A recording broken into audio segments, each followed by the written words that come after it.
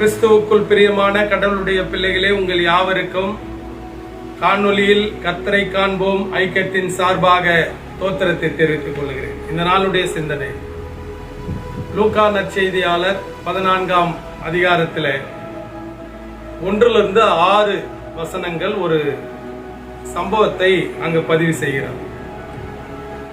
இயேசு கிறிஸ்து பரிசேயர் வீட்டிலே போஜனம் பண்ணும்படி செல்கிறார். நமக்கெல்லாம் ஆச்சரியமாக இருக்கும், பரிசேயர் போஜனம் கொடுத்தாரா? இருக்கிற பரிசேயர்களே நல்லவர்களும் இருக்கிறார்கள். அப்படி அவர்கள் வீட்டிலே போஜனம் செய்கின்ற போது ஒரு மனிதன் நீர்க்கோவை உள்ள ஒரு பலவீனத்தை, ஒரு மனிதன் பலவீனத்தோடு இருக்கிறார். நீர்க்கோவை பலவீனம். இவன் ஆண்டவருக்கு எதிராக இருக்கிறார். அங்க இருக்கிற கூட்டம் பரிசேயர், நியாயசாஸ்திரிகள். அவனை கூப்பிட்டு சுகப்படுத்துகிறார். உடனடியாக இவர்கள் கேள்வியை கேட்கிறார்கள்.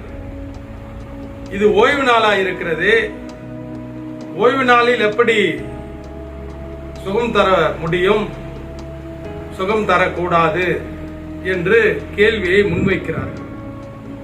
இயேசு கிறிஸ்து பதிலுடைய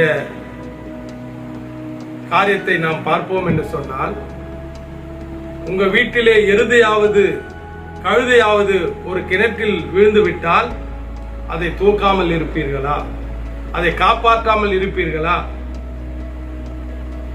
என்ற பதிலை சொன்ன உடனே வாயை அப்படியே மூடிக்கொண்டார்கள். அப்போ என்ன இதுல சிந்தனை அப்படின்னா, ஒரு மிருக ஜீவன்களே உயிர் வாழ வேண்டும் என்று ஓய்வு நாள் என்று பாராமலே அதை காப்பாற்றுகிற மனிதர்கள், மனிதனுடைய உயிர் ஒரு சாதாரணமானதா? மனிதனுடைய உயிர் முக்கியம் அல்லவா என்பதை அங்கு மையப்படுத்துகிறார் கருத்தை, சிந்தனை. அப்போ அங்கு இருக்கிற மனிதர்கள் ஒரு மாய்மாலம், நமக்குனா ஒரு நியாயம், எதிராளிக்குனா ஒரு நியாயம். கிறிஸ்துவம் அப்படிதான் இருந்து கொண்டிருக்கிறது. சுயநலமான ஒரு வாழ்க்கையை கிறிஸ்துவம் இப்போதும் இருக்கிறது. திருச்சபையும் அப்படிதான் ஒரு சுயநலமாக செயல்படுகிற திருச்சபையை பார்க்கிறோம்.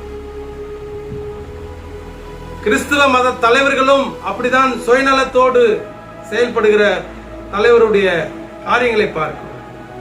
அதனாலே கடவுளுடைய பிள்ளைகளே, நாம் பிறநலத்தோடு உயிர் முக்கியம் என்பதை நாம் உணர்ந்து கொள்ள வேண்டும்.